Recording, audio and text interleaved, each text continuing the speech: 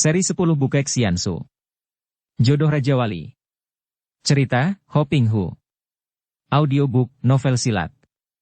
Bab 11. Tentu saja dengan cepat mereka mengejar. Wanita-wanita itu telah tiba di seberang jembatan dan baru saja Hak Im Chu dan kawan-kawannya tiba di jembatan dan meloncat ke atasnya, tiba-tiba jembatan itu ambruk. Tentu saja ini pun buatan para anggota Hek Eng Pang. Untung bahwa yang berada di jembatan itu adalah Hak Im Chu bertiga yang tentu saja dapat meloncat kembali ke belakang dan tidak sampai ikut terjatuh bersama jembatan itu. Hak Im Chu dan teman-temannya, juga para anak buah Liong Simpang cepat mengejar para wanita yang telah tiba di tembok yang mengelilingi tempat markas Liong Simpang itu. Dengan gerakan-gerakan yang amat ringan, mereka meloncat ke atas tembok, didahului oleh Liong Li yang memondong tubuh Shanti Dewi. Hahaha. Kalian hendak lari kemana? Tiba-tiba terdengar suara ketawa dan kiranya di atas tembok, di menara penjagaan, telah nongkrong seorang tinggi besar bersorban yang bukan lain adalah Gitananda, tokoh aneh dari Nepal tadi. Liong Li, lari! Yang Liu Nionio berteriak dan dia sendiri menggunakan ranting Yang Liu, langsung menubruk dan menyerang kakek Nepal itu. Si kakek Nepal terkejut karena tahu bahwa serangan nenek cantik ini cepat dan kuat bukan main, maka dia pun menggerakkan tongkatnya menangkis dan mereka segera bertempur di dalam menara penjagaan itu. Kesempatan ini dipergunakan oleh Liong Li untuk berloncatan pergi ke tempat di mana Tek Hoat dan para anak buah Hek Eng Pang yang lain sudah siap dengan kuda mereka. Hak Im Chu dan kawan-kawannya tidak mempedulikan nenek yang masih bertanding melawan orang Nepal itu, karena bagi mereka yang terpenting adalah merampas kembali pengantin wanita yang terculik, maka mereka lalu mengerahkan para anak buah Liong Simpang untuk mengejar melalui pintu gerbang sedangkan mereka bertiga sendiri melakukan pengejaran dari atas dengan berlompatan. Melihat bahwa anak muridnya dan para anak buah Hek Eng Pang sudah berhasil keluar dari tembok, Yang Liu Nionio cepat mendesak kakek Nepal, dengan gerakan ranting Yang Liu dan ketika kakek itu menangkis dengan tongkatnya, tangan kirinya melakukan pukulan atau cengkeraman mautnya, yaitu Hek Eng Jiaokang yang hebat bukan main. Dari jari-jari tangannya yang dibentuk seperti kuku Garuda itu menyambar hawa dahsyat sekali. Gitananda terkejut dan cepat meloncat ke belakang, akan tetapi dia melihat nenek cantik itu pun meloncat jauh dan melarikan diri di dalam gelap. Karena malam itu gelap dan penerangan dari atas tembok tidak berapa besar, maka kakek Nepal yang hanya menjadi tamu ini tidak mau membahayakan dirinya.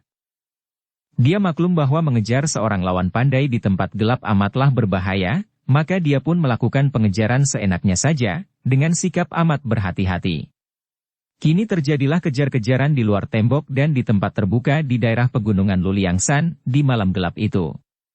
Akan tetapi sebentar saja, para wanita yang memang sebelumnya sudah mengatur jalan dengan cerdiknya, dapat melarikan diri di tempat gelap dan terus dikejar oleh para anggota Liong Simpang yang dipimpin oleh Hak Im Chu dan dua orang temannya, bahkan kemudian Huai Kongcu pengantin pria yang gagal itu pun melakukan pengejaran sendiri.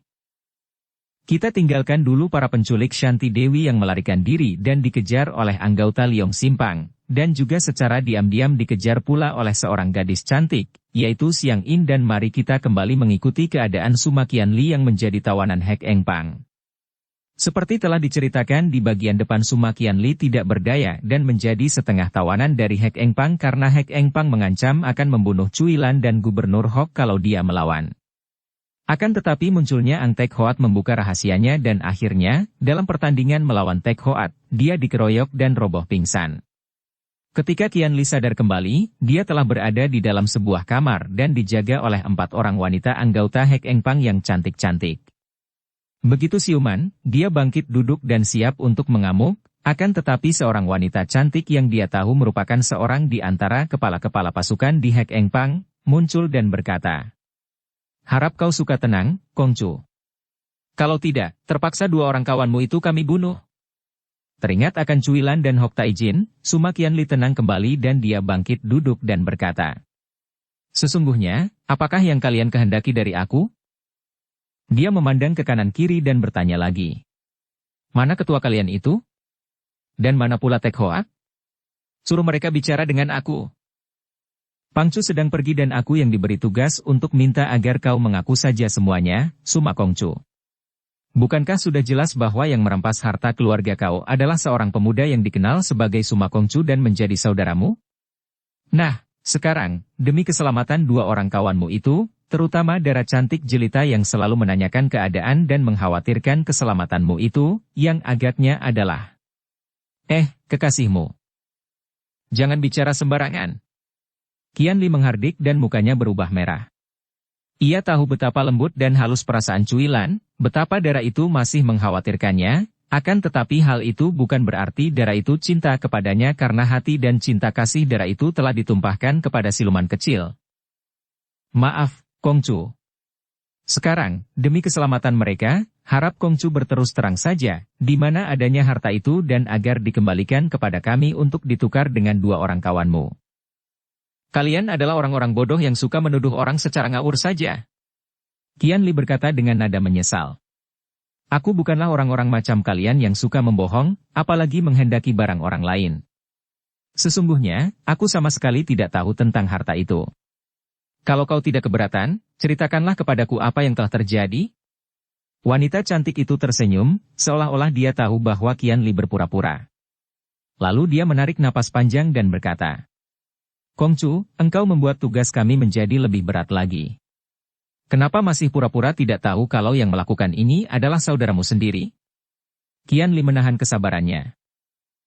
Aku memang mempunyai saudara yang sedang kucari-cari, akan tetapi saudaraku bukanlah perampok atau penculik. Nah, sudah kukatakan bahwa aku tidak tahu apa-apa dalam hal ini. Kau mau menjelaskan atau tidak terserah? Melihat sikap ini, wanita itu menjadi ragu-ragu dan dia pun bercerita. Kami mendengar bahwa keluarga Jenderal Cao Liang telah mengundurkan diri dan hendak pulang ke kampung membawa harta yang besar. Karena rombongannya akan lewat tidak jauh dari sini, maka Pangcu lalu memerintah kami untuk menghadang dan merampas harta pusaka itu. Kami sudah hampir berhasil, akan tetapi ternyata banyak pihak lain yang juga mengandung niat yang sama dengan kami. Mereka adalah orang-orang lembah, yaitu perkumpulan Huang Ho Kui Leong Pang yang menjadi musuh besar kami. Kemudian dalam perebutan harta pusaka keluarga kau itu muncul pula pengawal-pengawal kerajaan yang menyamar, dan kami mendengar pula nama Suma Kongcu. Karena kami tidak berhasil merampas harta, juga pihak Kui Leong Pang tidak pula, sedangkan para pengawal itu telah kami hancurkan, maka tinggal Suma Kongcu itulah yang mencurigakan dan tentu dia yang telah merampas harta pusaka keluarga kau. Dan di mana adanya keluarga kau sendiri? Wanita itu tersenyum dan mencibirkan bibirnya yang merah. Mereka terculik dan kami tidak tertarik oleh hal itu. Kami hanya mementingkan harta pusaka dan karena jelas bahwa harta itu dirampas oleh Suma Kongcu, sedangkan engkau adalah saudaranya, maka kami mengharap bantuanmu untuk mengembalikan harta itu kepada kami sebagai penukaran diri dua orang kawanmu. Akan tetapi Qianli sudah tidak mempedulikan omongan wanita itu lebih lanjut karena dia sudah melamun. Kini mengertilah dia mengapa hal-hal aneh itu terjadi kepadanya. Jenderal Cao dan dua orang putranya menyerangnya, tentu mereka itu pun mendengar bahwa Suma Kongcu yang tentu saja kalau memang benar demikian adalah adiknya, Qian Bu, yang mencuri harta mereka dan menculik keluarga mereka. Pantas saja jenderal itu dan dua orang putranya menyerang dia. Tentu ini fitnah belaka. Tidak mungkin adiknya, Suma Qian Bu, telah berubah menjadi garong. Apalagi menjadi penculik. Ini tentu fitnah. Dan dia berkewajiban untuk membongkar rahasia ini. Dia harus dapat menemukan keluarga Jenderal Cao dan menemukan harta yang dirampas orang, bukan hanya untuk membantu keluarga Jenderal Cao itu melainkan juga untuk membersihkan nama adiknya dari fitnah. Akan tetapi sebelum dapat mencari keluarga Jenderal Cao dan harta pusakanya itu, lebih dulu dia harus dapat meloloskan diri dari tempat ini tanpa membahayakan Cuilan dan Gubernur Hok. Betapa banyaknya hal yang harus dikerjakan, betapa banyaknya halangan dihadapinya dalam perjalanannya kali ini. Masih ada lagi tugas yang juga amat penting, yaitu menyelidiki dan membebaskan Pangeran Yonghua. Biarkan aku bicara sendiri dengan Tek Hoat dan dengan ketua kalian, akhirnya dia berkata. Terjadi salah duga atau fitnah keji dalam hal ini, hanya demikian jawabnya dan akhirnya wanita itu pun meninggalkannya, mengatakan bahwa ketua Hek Eng Pang yang pergi bersama si Jari Maut belum pulang. Sampai hari menjadi malam, ketua Hek Eng Pang dan si Jari Maut belum juga pulang dan malam ini terjadilah peristiwa hebat di puncak Gunung Cemara. Di waktu malam gelap itu, secara tiba-tiba orang-orang lembah, yaitu musuh besar perkumpulan Hek Eng Pang, datang menyerbu. Mereka ini adalah orang-orang Huang Ho Kui Leong Pang yang datang secara tidak terduga-duga dan menyerang perkampungan Hek Eng Pang dengan hebat, membakari rumah di situ.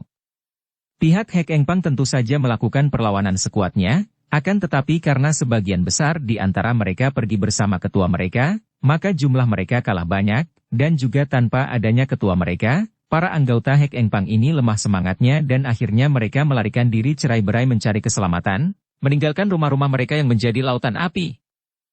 Tentu saja Qianli yang terkejut oleh penyerbuan ini, cepat meninggalkan tempat tahanannya. Para wanita yang menjaga kamar tahanan juga sudah tidak ada lagi dan di dalam keributan itu, Qianli tidak mau ikut campur, melainkan langsung saja dia mencari Cuilan dan Gubernur Hok. Akan tetapi alangkah kagetnya ketika dia tiba di tempat tahanan dua orang itu, dia melihat dua orang penjaganya, yaitu wanita-wanita anggota Hek Engpang yang ditugaskan menjaga dan menodong mereka, telah menggeletak tewas dan di dalam kamar itu tidak lagi nampak bayangan Cuilan dan Hok Taijin. Qianli lalu berlari ke sana-sini mencari-cari, akan tetapi dia tidak dapat menemukan jejak dua orang itu. Ketika dia melihat orang-orang Huang Ho Kui Liongpang meninggalkan Gunung Cemara sambil bersorak-sorak seperti barisan tentara menang perang, Qianli diam-diam membayangi mereka. Akan tetapi, gerombolan orang-orang dari lembah itu menggunakan perahu-perahu melanjutkan perjalanan mereka dan terpaksa Qianli lalu membayangi terus di sepanjang pantai sungai. Sampai pagi hari, perahu-perahu itu terus meluncur dan Qianli juga terus membayanginya. Tibalah mereka di sebuah dusun di pinggir sungai dan perahu-perahu itu berhenti mendarat. Akan tetapi tidak semua anggota Kui Liongpang mendarat sehingga Qianli tidak tahu di mana adanya Cuilan dan Gubernur Hok, di perahu yang mana. Selagi dia ragu-ragu dan menduga-duga, siap untuk menyerbu dan menolong Cuilan dan Gubernur Hok, tiba-tiba dia dikejutkan oleh teriakan orang di belakangnya. Inilah dia pemuda itu. Qianli cepat menengok dan dia melihat Honan Cuilomo Wanlok II, tokoh jagoan dari Gubernur Honan itu, yang gendut dan rambutnya merah, tak pernah melepaskan sebuah guci arak.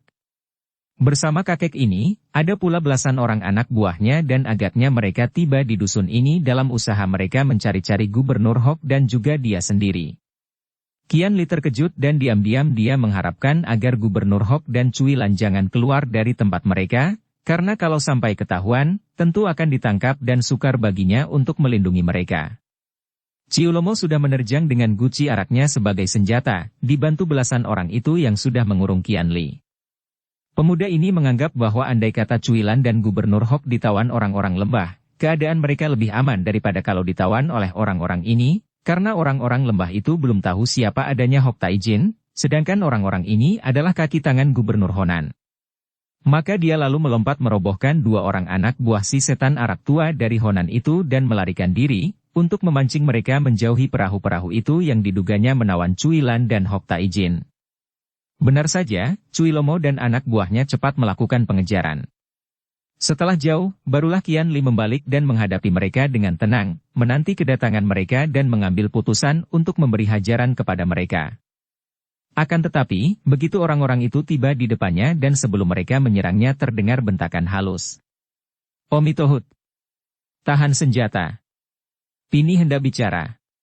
Semua orang menengok ke arah datangnya suara itu dan muncullah seorang Niko, pendeta wanita, tua yang usianya tentu sudah 60 tahun lebih. Tubuhnya kecil dan mukanya pucat, akan tetapi matanya mengeluarkan sinar yang membuat Qianli mengenal bahwa Niko itu bukan sembarang orang. Niko itu memegang sebatang tongkat panjang dan dengan pandang mata menyelidik, dia bertanya kepada Honan Ciulomo dengan suara nyaring. Apakah kalian orang-orang Kui Liongpang? Ciulomo Wanlok II memandang marah, akan tetapi karena dia berhadapan dengan seorang Niko, dia menahan kemarahannya dan berkata, harap Lo Suthai jangan menduga sembarangan dan mengira kami adalah orang-orang dari perkumpulan kotor itu. Kami adalah pasukan dan utusan dari Kui Taijin, Gubernur Honan. Ciulomo mengangkat dada untuk membanggakan kedudukannya sebagai utusan gubernur. Akan tetapi sungguh celaka, ketika Niko itu mendengar bahwa dia adalah utusan Gubernur Honan, wajah Niko itu menjadi merah dan sinar matanya menunjukkan kemarahan. Bagus. Sungguh kebetulan sekali. Justru kalian inilah orang-orang yang harus Pini cari. Hayo lekas katakan, di mana adanya Pang Cuilan? Apa yang terjadi dengan dia? Honan Cuilomo Wanlok II adalah seorang jagoan Honan yang sama sekali tidak mengenal Niko ini. Maka tentu saja dia tidak menjadi takut, bahkan dia menghadapi kemarahan nenek ini dengan muka tidak senang. Apalagi sekarang nenek itu menyebut nama Pang Cuilan, gadis pelayan istana gubernur yang telah berkhianat dan membantu larinya Gubernur Hopei, musuh dari Gubernur Honan. Niko tua, katanya, kini kurang nada hormatnya. Apa maksudmu menanyakan gadis pelayan yang berkhianat itu? Niko itu makin marah. Kau ini siapa? Dan apa kedudukanmu di gubernuran? Ditanya demikian, Wan Lok II menepuk dadanya. Belum mengenal aku? Inilah Honan Ciulomo Wan Lok II dan aku adalah pengawal pribadi Gubernur Honan. Gadis bernama Pang Cuilan itu adalah seorang pengkhianat, apa maksudmu menanyakan gadis itu? Omitohut. Sungguh kebetulan sekali. Tentu orang-orang macam engkau inilah yang membujuk gubernur untuk mencelakai gadis itu. Pini mendengar bahwa gadis itu dikejar-kejar oleh orang-orangnya gubernur, bahkan hendak membunuh. Benarkah begitu? Benar sekali. Dan apakah engkau tahu di mana dia bersembunyi?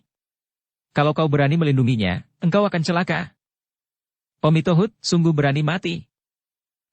Setan arak, Nona Pang, itu adalah seorang sahabat pendekar siluman kecil yang dititipkan ke Gubernur Honan, dan sekarang berani kalian hendak membunuh dia. Bukankah dengan demikian gubernur tidak menghargai beliau? Awas, kalau sampai terjadi sesuatu dengan Nona itu, gubernur dan semua kaki tangannya tentu tidak akan bebas dari hukuman. Qianli merasa kagum dan heran mendengar ucapan Niko itu. Kiranya Niko tua yang lihai dan berwibawa ini juga merupakan seorang pembantu dari pendekar yang terkenal dengan sebutan siluman kecil.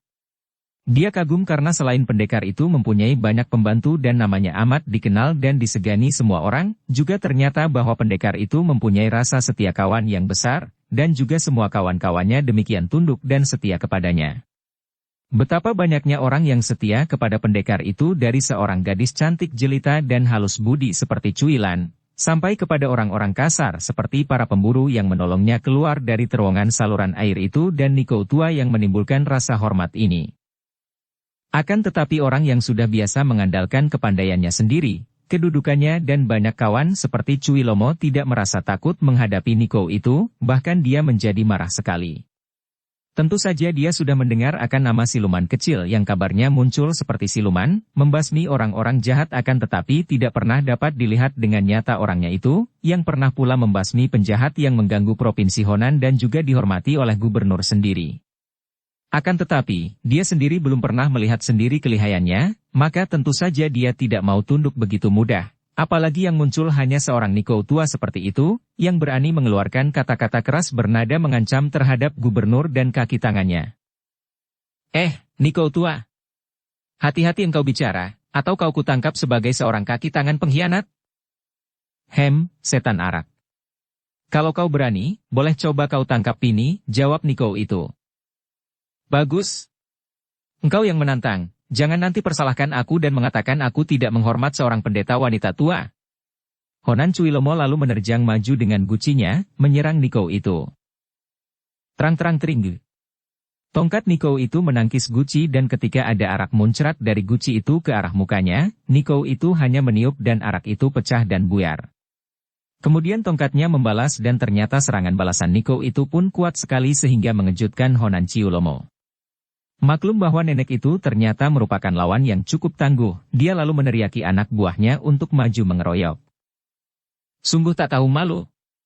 Qianli membentak dan pemuda ini melompat maju, mengamuk dan dalam beberapa gebrakan saja para anak buah dari gubernuran itu cerai-berai dan kacau balau, bahkan si setan arak sendiri terdorong mundur oleh hawa pukulan yang keluar dari tangan Qianli. Wan Lok II bukan orang bodoh. Dia memang sudah tahu bahwa pemuda itu lihai. Akan tetapi dengan mengandalkan belasan orang anak buahnya yang merupakan pengawal-pengawal pilihan dari gubernuran hatinya menjadi besar dan dia tadi hendak menangkap pemuda itu. Namun siapa tahu, di situ muncul Niko yang juga lihai dan dengan majunya Niko itu bersama si pemuda lihai, tentu saja dia dan kawan-kawannya merasa kewalahan dan akhirnya larilah mereka sambil menyeret teman-teman yang terluka. Niko itu memandang kepada Qianli dengan kagum lalu berkata memuji. Omitohut. Pini sungguh keliru dan tidak melihat Gunung Tahaisan menjulang tinggi di depan mata. Kongcu memiliki kepandaian yang amat tinggi dan tadi Pini mengkhawatirkan keselamatan Kongcu. Sungguh menggelikan. Qianli menjura kepada Niko tua itu dan berkata. Suthai membela Nona Pang, hal itu saja sudah menunjukkan bahwa Suthai adalah seorang sahabat. Saya pun sedang mencari dia dan hendak menolongnya dari cengkeraman orang-orang jahat. Oh, begitukah? Di mana dia dan bagaimana Kongcu bertemu dengan dia? Mari kita mengejar perahu-perahu yang tadi berlabuh di dusun sana, Suthai. Kalau tidak salah, Nona Pang dan seorang paman dibawa di dalam sebuah di antara perahu-perahu itu. Mari kita mengejar dan nanti saya ceritakan kepada Suthai tentang pertemuan antara kami. Qian Li dan Niko tua itu mengejar dan ternyata bahwa perahu-perahu itu telah lama pergi. Kiranya begitu melihat keributan di darat, perahu-perahu itu tidak jadi singgah dan melanjutkan perjalanan cepat-cepat sehingga tidak nampak lagi. Qian Li lalu mengajak Niko itu mengejar dengan cepat di sepanjang pinggir sungai. Dalam perjalanan ini dia menceritakan bagaimana dia bertemu dengan Pang Cuilan dan dengan singkat dia bercerita bahwa Cuilan bersama dengan seorang kakek melarikan diri dari Gubernuran Honan, dikejar-kejar dan dia sendiri terjerumus ke dalam terowongan saluran air. Diceritakannya betapa dia telah ditolong oleh Cuilan yang mengerahkan teman-temannya para pemburu sehingga dia selamat. Ah, kiranya Kongcu yang ditolong itu? Pini mendengar dari para pemburu tentang itu, dan dari mereka itulah Pini tahu bahwa Nona Pang dikejar-kejar dan hendak dibunuh, maka Pini mewakili beliau untuk menegur Gubernur Honan dan untuk menyelamatkan Nona Pang. Maksud Sukhai beliau si siluman kecil? Qian Li bertanya. Siapa lagi? Nenek itu mengangguk. Lalu bagaimana? Harap Kongcu lanjutkan. Saya mengantar Nona Pang untuk mengungsi ke Hopei, akan tetapi di tengah jalan kami ditangkap oleh gerombolan Hek Eng Pang. Karena mereka itu mengancam hendak membunuh Nona Pang, terpaksa saya menyerah. Dan malam tadi, Hek Eng Pang diserang oleh gerombolan lain yang menjadi musuh mereka. Saya dapat terbebas, akan tetapi ketika saya mencari Nona Pang, dia telah lenyap. Mungkin sekali ditawan oleh gerombolan yang melarikan diri dengan perahu-perahu itu. Sayang sebelum saya berhasil mendapatkan apakah Nona Pang berada di perahu itu, muncul si setan arak yang mengenal saya ketika terjadi keributan di Gubernuran Honan dan dia menyerang saya sehingga perahu-perahu itu sempat pergi. Niko itu mendengarkan dengan penuh perhatian. Ah, kalau begitu Kongcu telah banyak membela dan melindungi Nona Pang dan dengan demikian maka boleh dibilang Kongcu adalah seorang sahabat juga dari beliau. Mereka melanjutkan perjalanan dengan cepat namun belum juga dapat menyusul perahu-perahu itu. Hati Qian Li makin tertarik kepada tokoh yang berjuluk atau dijuluki siluman kecil itu. Suthai, siapakah sebenarnya siluman kecil itu? Siapa namanya dan dia datang dari mana? Tiba-tiba Niko tua itu berhenti dan memandang kepada Qian Li dengan sinar mata penuh selidik dan kecurigaan. Akan tetapi melihat sikap Qian Li tenang-tenang dan biasa saja, dia menjawab. Pini juga tidak tahu banyak. Yang Pini ketahui hanyalah bahwa beliau seringkali datang ke kuil kami dan bercakap-cakap dengan Subo. Beberapa hari yang lalu beliau datang dan setelah bercakap-cakap dengan Subo, Pini dipanggil dan diserahi tugas untuk menyelidiki keadaan Nona Pang. Niko itu menghentikan ceritanya dan jelas bahwa dia enggan untuk banyak bicara tentang tokoh itu. Tentu saja sikap ini bahkan makin menarik hati Qian Li.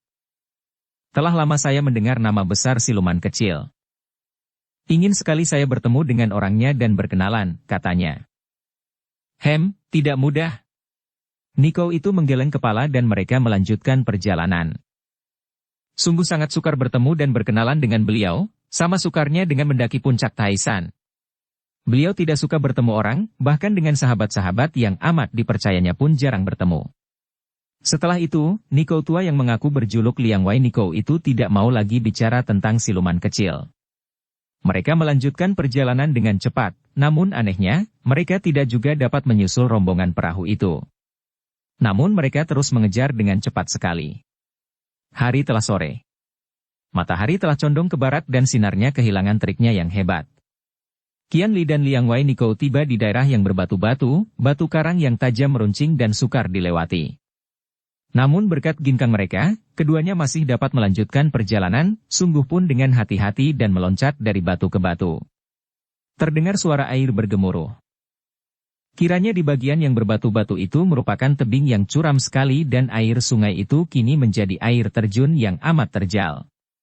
Keduanya mendekati dan menjenguk ke bawah. Tinggi sekali tempat itu dan air sungai itu terjun ke tempat yang dalamnya sampai ratusan meter. Air yang menghantam batu-batu di bawah berubah menjadi uap dan dari atas kelihatan gelap seolah-olah mereka berdiri di atas awan. Jauh sekali di bawah, di sekitar air terjun yang tertutup awan air itu, nampak dikelilingi tebing yang amat curam dan agaknya tidak mungkin didatangi manusia. Dan di antara tebing-tebing itu, seolah-olah dikelilingi tebing yang curam, terdapat tanah datar yang luas dan nampaklah beberapa petak rumah yang diingkari tembok seperti benteng berdiri di tanah datar itu. Ah, ada perkampungan di sana.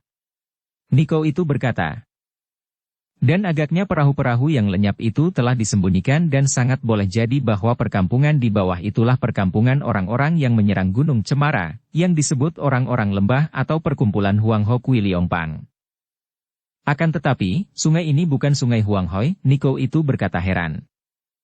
Memang bukan, akan tetapi saya rasa merupakan cabang sungai Huangho dan mereka itu adalah bajak-bajak sungai Huangho maka memakai nama demikian. Kalau saya tidak salah menduga, Suthai, di sanalah adanya Nona Pang dan Paman Hok. Siapa Paman Hok itu? Qian Li tidak mau sembrono membuka rahasia Gubernur Hopei, maka dia menjawab. Seorang pekerja di Gubernuran Honan yang membantu Nona Pang melarikan diri. Kita harus dapat turun ke sana untuk menyelidiki, kata Liang Wei Niko. Memang benar, akan tetapi bagaimana kita dapat turun ke sana? Mereka lalu mencari-cari jalan turun, akan tetapi tidak ada jalan turun yang merupakan jalan manusia, juga mereka tidak berhasil menemukan jalan rahasia. Jalan turun satu-satunya menuju ke perkampungan di bawah sana itu hanya menuruni tebing curam itu. Nona Pang harus ditolong, kata si Niko tua.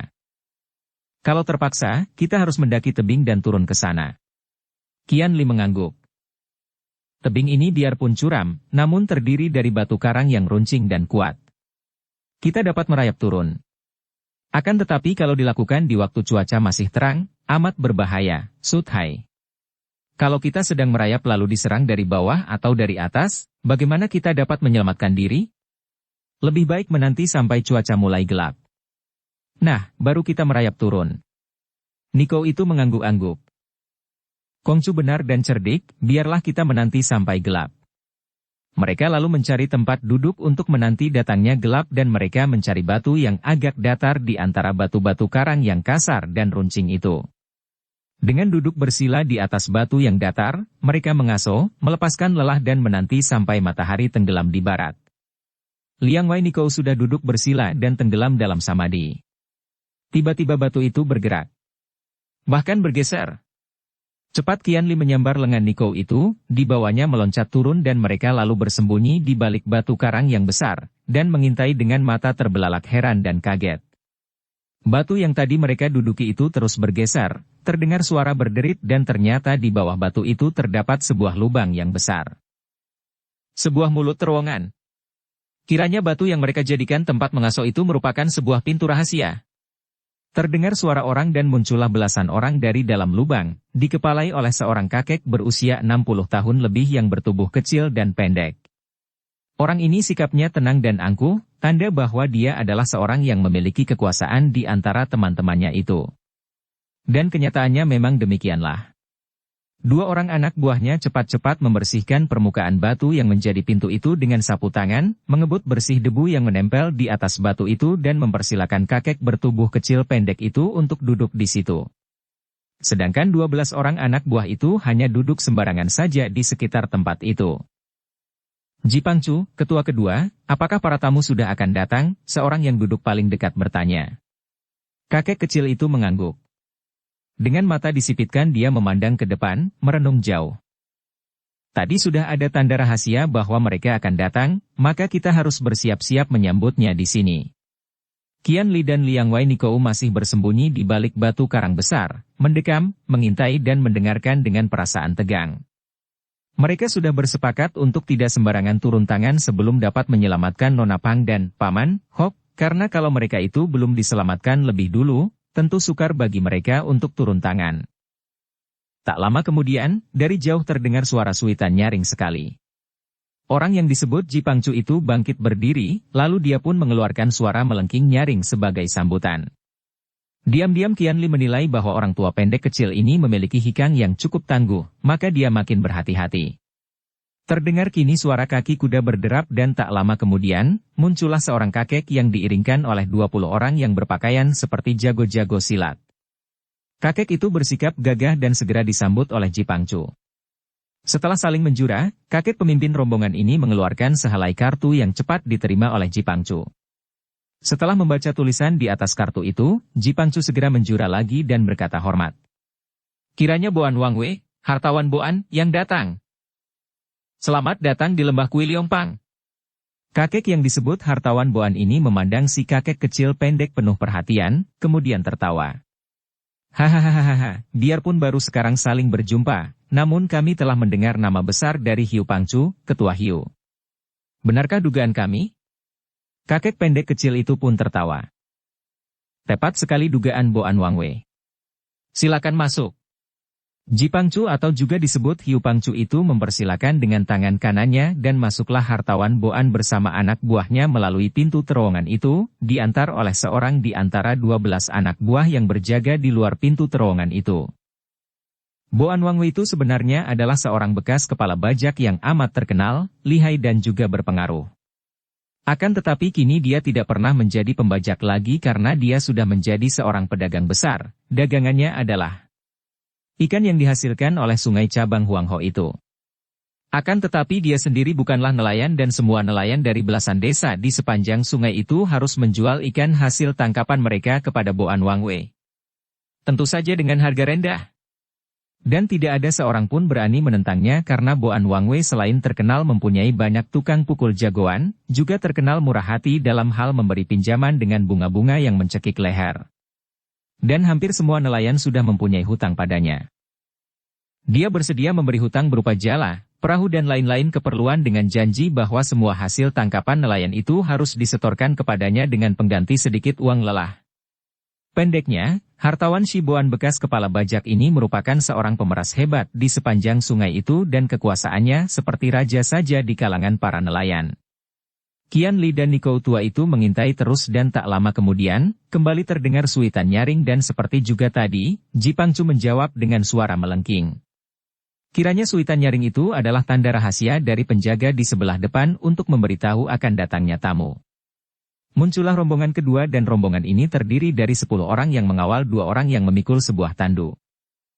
Cara mereka datang juga amat aneh dan mengagumkan karena 2 orang pemikul tandu itu memikul sambil berloncatan dengan tubuh ringan dan gesit bukan main. Demikian pula 10 orang pengikut atau pengiring itu semua menggunakan ginkang yang mengagumkan berloncatan dengan ringan sekali seolah-olah yang datang ini adalah sekumpulan burung yang aneh atau sekumpulan kucing yang berloncatan dari batu ke batu dengan gerakan yang cepat sekali. Setelah tiba di depan Ji Pangcu, tandu atau joli diturunkan dan keluarlah seorang gadis yang cantik sekali, berpakaian serba merah muda yang merah tereng dan di punggungnya terdapat sebatang pedang yang gagang dan sarungnya terukir indah, dihias dengan ronce-ronce merah tua. Melihat gadis cantik ini, Ji Pangcu segera menyambut sambil tertawa. Selamat datang, Ang Xiaoqia. Kiranya Xiaoqia yang datang mewakili Heksin Touong, Raja Maling Sakti Hitam. Nona itu tersenyum manis dan menjura. Benar, Hiu Pangcu. Suhu sedang banyak urusan maka mengutus aku untuk mewakilinya. Dia mengeluarkan sebuah kartu nama seperti tadi dan segera diperkenankan masuk dengan penuh keramahan dan diantar pula oleh seorang anak buah Kuiliongpang. Senja mulai mendatang dan cuaca makin gelap. Akan tetapi, setelah malam tiba, bulan muncul sore-sore dan menjadi pengganti langsung dari matahari sehingga biarpun cuaca tidak seterang siang hari, namun cukup terang karena langit bersih dari awan mendung. Qian Li dan Liang Wei Nikou masih bersembunyi karena maklum bahwa tentu masih ada tamu-tamu lain, buktinya Ji Pangcu masih menanti di situ bersama anak buahnya. Mereka diam-diam merasa heran sekali karena tidak mengerti apa yang terjadi di lembah bawah sana sehingga orang-orang aneh berdatangan mengunjunginya. Tak lama kemudian, muncullah seorang laki-laki tinggi besar, tanpa pengawal.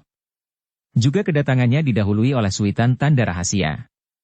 Ji Pangcu cepat menyambutnya dan ternyata pendatang baru ini adalah kenalan lama karena mereka berjabat tangan dan bersenda gurau.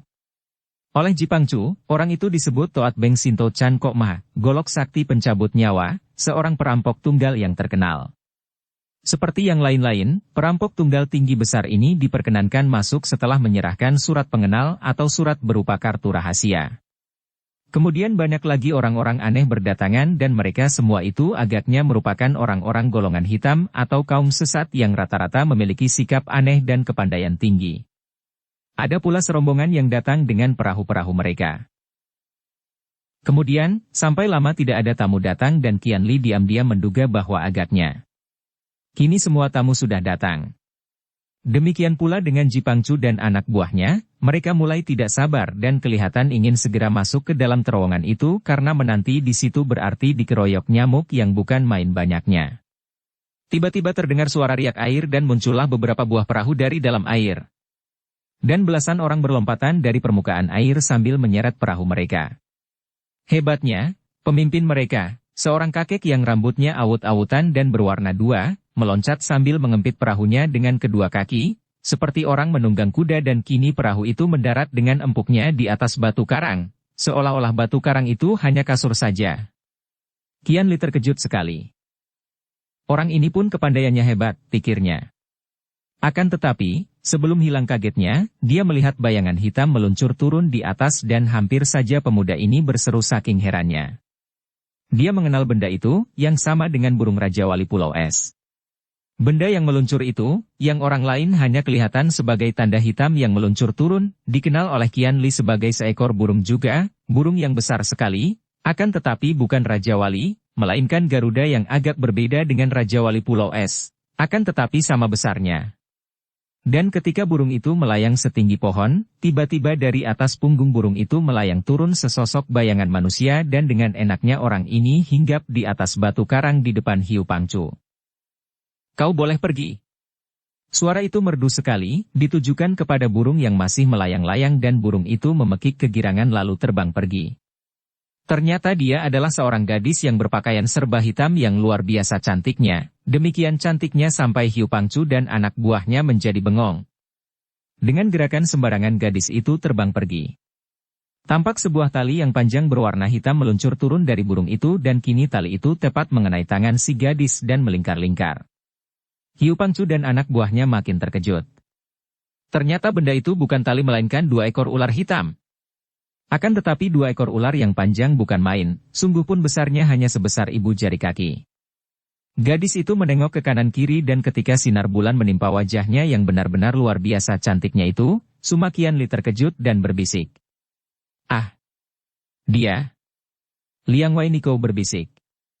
Engkau kenal padanya, Kongcu? Tidak. Rasanya sudah pernah melihatnya. Pini pun belum pernah jumpa, akan tetapi melihat burung itu, dan ular-ular itu, Pini pernah mendengar Subo bercerita tentang ketua Pulau Neraka dan puterinya. Agaknya dialah puteri dari Pulau Neraka yang tadinya Pini kira hanya dongeng belaka. Makin yakin kini hati Qianli. Tidak salah lagi, gadis itu adalah Huili. Puteri dari Hektiau Lomo ketua Pulau Neraka. 5 tahun tidak bertemu, kiranya Huili telah menjadi seorang gadis yang luar biasa. Cantiknya dan juga lihainya. Namun cara gadis itu muncul, dan ular-ular itu membuat Qianli bergidik ngeri. Kakek yang mengepalai rombongan perahu itu, setelah melompat turun dari atas batu karang dan meninggalkan perahunya di situ, cepat menghormat kepada Hiu Pangcu, agaknya tidak mempedulikan gadis yang baru turun dari burung Garuda tadi, ia menyerahkan kartu undangan seperti yang lain-lain tadi. Akan tetapi pada saat yang hampir bersamaan, gadis itu pun sudah melemparkan kartu undangan itu ke arah Hiu Pangcu. Kartu undangannya berputar seperti hidup dan menyambar turun ke arah tangan Hiu Pangcu yang sedang diulur untuk menerima kartu undangan yang diserahkan oleh kakek pemimpin rombongan perahu. Plak! Hiu Pangcu terkejut karena tiba-tiba saja ada kartu undangan menimpa tangannya yang diulur dan berbareng dia menerima pula kartu undangan yang diserahkan oleh kakek itu. Kini kakek itu yang mengerutkan alisnya menyaksikan perbuatan nona itu, melangkah ke arah lubang terowongan, akan tetapi ada bayangan berkelebat dan tahu-tahu nona cantik itu pun sudah mendahuluinya hendak memasuki lubang terowongan. Kiranya nona ini tidak mau didahului orang. Aku yang datang lebih dulu. Kakek itu menjadi penasaran dan kakinya menendang sebongkah batu besar yang berat sekali. Batu itu meluncur dan menghalang di depan si gadis cantik menutupi lubang. Brak! Gadis itu menggerakkan tangan kirinya ke arah batu dan batu sebesar perut kerbau hamil itu pecah berantakan. Dengan mata melotot, gadis itu pun menendang sebongkah batu besar yang menyambar ke arah kakek itu. Kakek itu mendengus, bukan menyambut dengan tangan atau mengelak, melainkan menyambut dengan kepalanya. Duh! Batu karang besar itu kena disundul kepalanya dan mencelat ke kiri, jauh sekali dan pecah berhamburan menimpa batu karang lain. Hendak kulihat sampai di mana kerasnya kepalamu. Gadis itu sudah melangkah maju dan kakek itu pun dengan marah sudah siap menandinginya. Bocah tak tahu aturan, bentaknya. Hiu Pangcu cepat melerai di antara mereka dan menjura. Harap Jiwi suka menghabiskan perkara kecil ini di antara orang-orang sendiri. Nona, sahabat ini adalah Tiato Usingo, buaya sakti berkepala besi, dan bernama Tio Suilok, ketua Singo Pang, perkumpulan buaya sakti. Dan saudara Tio, Nona ini mewakili Lo Cianpue Hek Tiao Lomo dari Pulau Neraka. Oleh karena itu, harap saudara suka mengalah. Biarpun hatinya masih penasaran, akan tetapi mendengar nama Hek Tiao Lomo, terkejut juga hati si kepala besi itu dan dia diam saja, akan tetapi matanya masih bersinar marah. Silakan, Nona, kata Hiu Pangcu dan sambil mendengus dan mengerling ke arah rombongan perahu itu, tak lupa tersenyum mengejek. Nona cantik jelita itu lalu memasuki pintu terowongan dan menghilang. Sombong, bocah sombong. Tio Siolok yang selamanya dihormat orang dan baru sekarang menerima perlakuan yang tidak menghormat, bersungut-sungut akan tetapi akhirnya dia masuk juga bersama anak buahnya.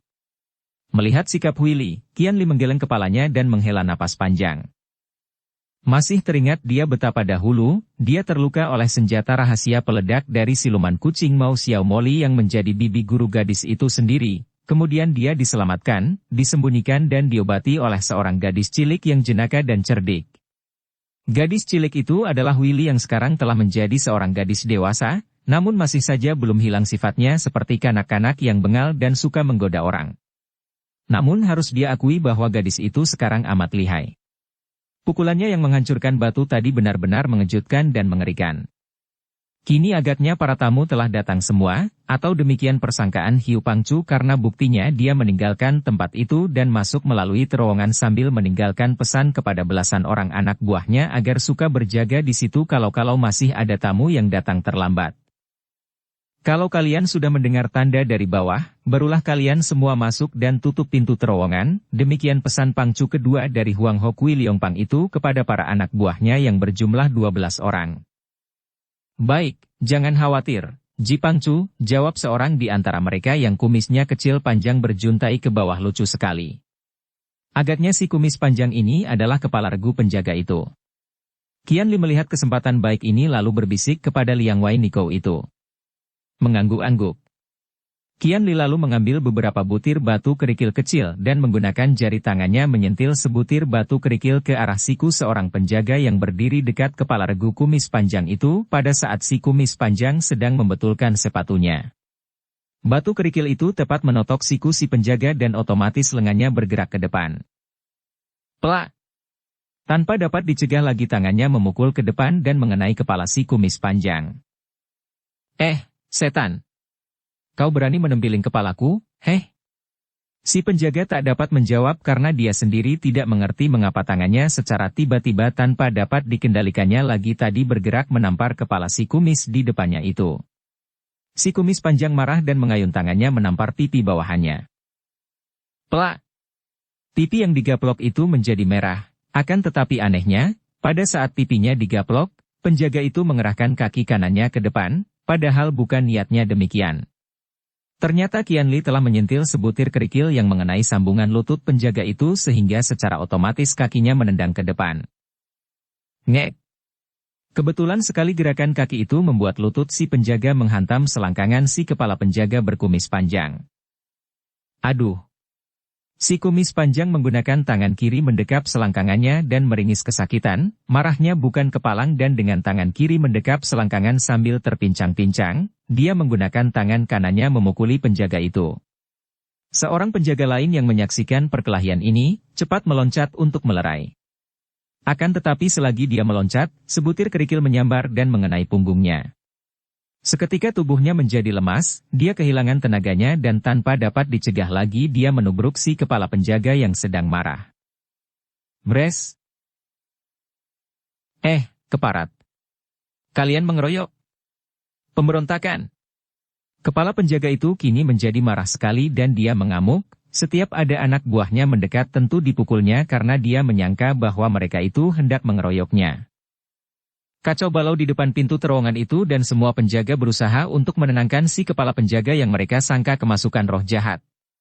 Karena keributan ini, mereka sama sekali tidak melihat betapa ada dua sosok bayangan yang amat cepat gerakannya telah menyelinap masuk ke dalam lubang terowongan itu tanpa memperlihatkan kartu undangan. Qian Li dan Liang Wei Nikou berjalan memasuki terowongan dengan cepat namun dengan hati-hati sekali.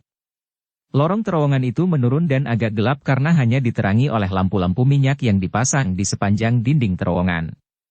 Setiap 10 meter terdapat seorang penjaga yang berdiri dengan tombak di tangan. Penjaga pertama yang mendengar ada ribut-ribut di luar, lupa akan tugasnya memeriksa kartu undangan.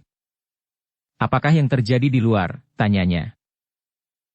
Qian Li pura-pura merogoh saku dan mendekati penjaga itu. Tangannya keluar dari saku bukan untuk menyerahkan kartu undangan, melainkan untuk bergerak cepat menotok sehingga penjaga itu roboh sebelum sempat berteriak. Qian Li dan Liang Wei Nikou terus masuk makin dalam dan kini para penjaga makin berkurang. Jarak penjaga makin jauh sehingga mudah bagi Qian Li untuk merobohkan setiap orang penjaga tanpa ada yang mengetahuinya. Akhirnya mereka keluar dari terowongan dan tiba di tempat terbuka, di lembah itu yang ternyata penuh dengan bangunan rumah-rumah yang dibagi menjadi dua kelompok, dipisahkan oleh sebuah lapangan yang luas yang terletak di tengah-tengah. Qian Li dan Liang Wei Nikou menyelinap di antara bangunan-bangunan itu sambil memeriksa keadaan dengan hati-hati sekali. Dengan isyarat tangannya, Qian Li mengajak Nikou tua itu untuk meloncat naik ke atas wungan sebuah bangunan besar dan dari atas wungan ini mereka mengintai. Sinar bulan cukup terang sehingga mereka dapat meneliti keadaan di lembah itu. Kelompok bangunan di sebelah kiri terdiri dari rumah-rumah biasa dengan kebun-kebun yang rimbun dan subur, di mana selain terdapat banyak pohon-pohon yang berbuah, juga terdapat sayur-sayuran dan bunga-bungaan. Akan tetapi kelompok kedua yang berada di sebelah kanan itu sangat aneh bentuknya. Rumah-rumah di kelompok ini bangunannya seperti tempurung yang tertelungkup dan tidak nampak pintu atau jendela biasa, hanya kelihatan sebuah lubang yang agaknya merupakan pintu. Anehnya, di sekitar rumah-rumah luar biasa ini tidak terdapat sebatang pun pohon atau tumbuh-tumbuhan. Bahkan tanahnya kelihatan putih kering ditimpa sinar bulan, retak-retak seperti tanah kapur. Dari wungan itu, nampak para tamu berkumpul di lapangan, yaitu lapangan luas di antara dua kelompok rumah itu. Selain penerangan yang didapat dari sinar bulan, juga di situ dipasangi banyak lampu dan lentera besar sehingga cuaca cukup terang. Para tamu yang banyak juga jumlahnya telah berkumpul di situ duduk di kursi yang diatur menjadi lingkaran besar yang kesemuanya menghadap ke tengah lapangan di mana terdapat semacam panggung tempat duduk pihak tuan rumah dan para tamu kehormatan. Qian Li mencari-cari dengan pandang matanya, akan tetapi dia tidak menemukan Cuilan dan Hok Taijin di antara para tamu. Kembali dia memandang ke arah panggung dan melihat Hiu Pangcu dan beberapa orang lain yang tidak dikenalnya. Banyak orang aneh di situ, di antaranya terdapat seorang yang bertubuh tinggi tegap, usianya tidak lebih dari 30 tahun, kulitnya gelap coklat, hidungnya mancung agak melengkung dan matanya cekung ke dalam, alisnya tebal, dan jelas bahwa dia bukanlah orang Han asli, melainkan ada miripnya dengan orang India. Di belakangnya duduk banyak pengawalnya, rata-rata bertubuh tinggi dan lengannya berbulu. Qian Li menduga bahwa mereka ini tentu orang-orang Nepal, melihat dari pakaian dan juga sorban mereka. Hanya orang muda berpakaian indah di depan itulah yang tidak bersorban. Selain mereka, masih banyak terdapat orang-orang aneh yang dilihatnya tadi memasuki terowongan. Dengan hati-hati Qian Li lalu mengajak Liang Wei Nikou turun dan mempergunakan kesempatan selagi para tamu masih hilir mudik karena agaknya pertemuan itu belum dimulai, untuk menyelinap masuk di antara para tamu dan memilih tempat duduk di bagian para tamu perorangan yang tidak merupakan rombongan. Dengan demikian, maka mereka bercampur dengan tamu-tamu yang tidak saling mengenal sehingga mereka pun tidak menarik perhatian, sungguh pun ada beberapa orang di antara mereka yang memandang ke arah Liang Wei Nikou dengan curiga. Akan tetapi, Liang Wei Nikou yang sudah berpengalaman itu maklum bahwa dia menghadiri pertemuan orang-orang dari golongan hitam, maka sengaja dia tersenyum-senyum dan memasang muka bengis, sehingga semua orang menduga bahwa dia pun seorang anggota kaum sesat yang bersembunyi di balik kedok Nikou. Dia dan Qian Li lalu menanti dengan hati berdebar, tidak tahu apa yang akan terjadi dan mengapa demikian banyaknya tokoh-tokoh lihai dari golongan hitam berkumpul di situ. Akan tetapi yang dicari-cari oleh Qian Li sejak tadi adalah Cui Lan dan Hok Taijin, dan selagi dia menduga-duga di mana kiranya dua orang itu ditahan, tiba-tiba terdengar bunyi canang dipukul di tengah-tengah lapangan itu. Semua orang memperhatikan ke tengah lapangan karena bunyi canang itu menandakan bahwa pertemuan mulai dibuka. Bulan bersinar terang tanpa halangan awan, menimpa muka semua tamu yang diangkat memandang ke arah panggung untuk menanti siapa yang akan muncul sebagai pembuka acara dan terutama sekali untuk melihat wajah tuan rumah. Tidak ada seorang pun di antara para tamu itu yang pernah bertemu dengan ketua Huang Ho Kui Liongpang, sungguh pun mereka semua telah mendengar bahwa ketua itu adalah seorang yang luar biasa lihainya, seorang aneh yang baru kurang lebih 2 tahun ini menjadi ketua Kui Liongpang. Tadinya, ketua dari Kui Liongpang adalah Hiu Pangcu itulah.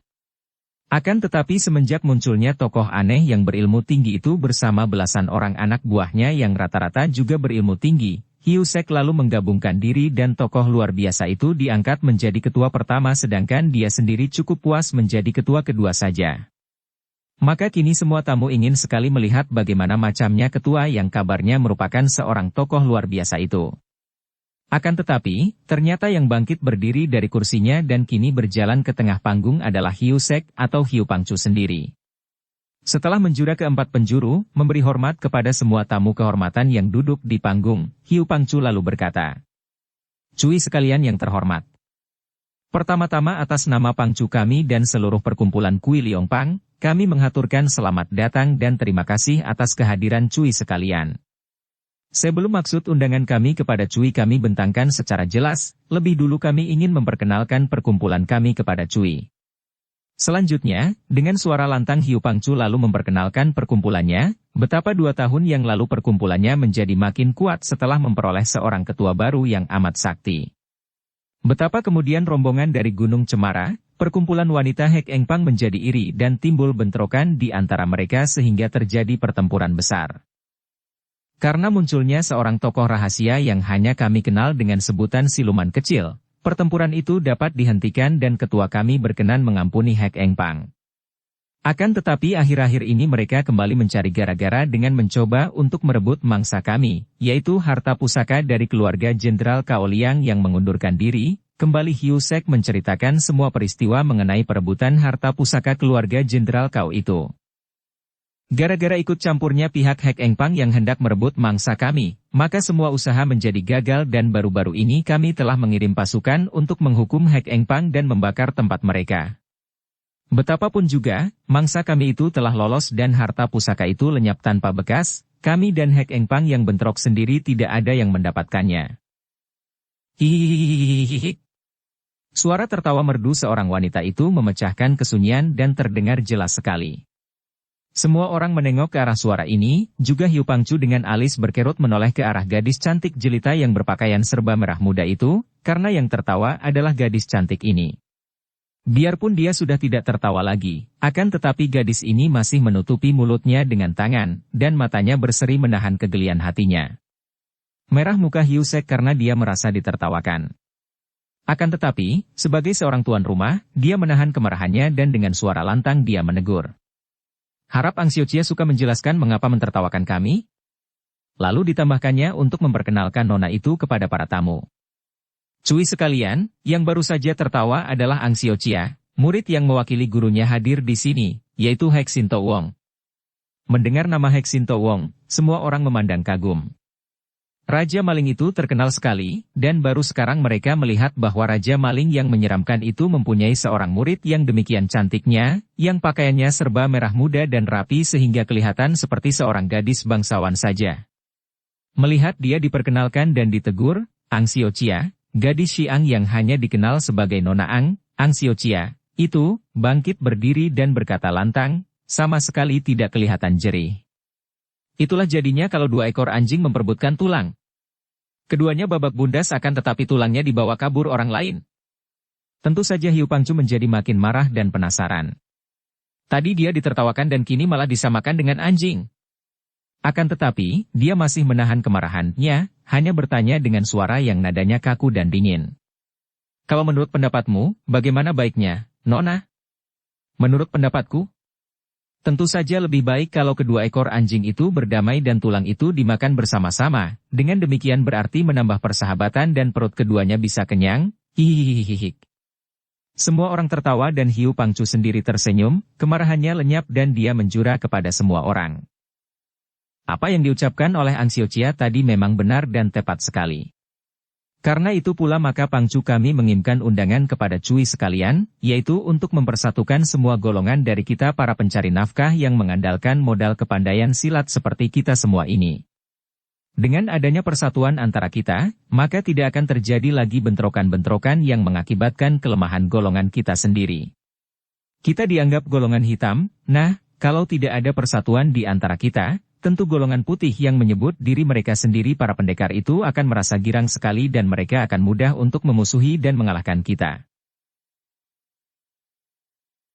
Bersambung ke bab 12. Dukung kami dengan subscribe, follow, like, komen dan share. Terima kasih.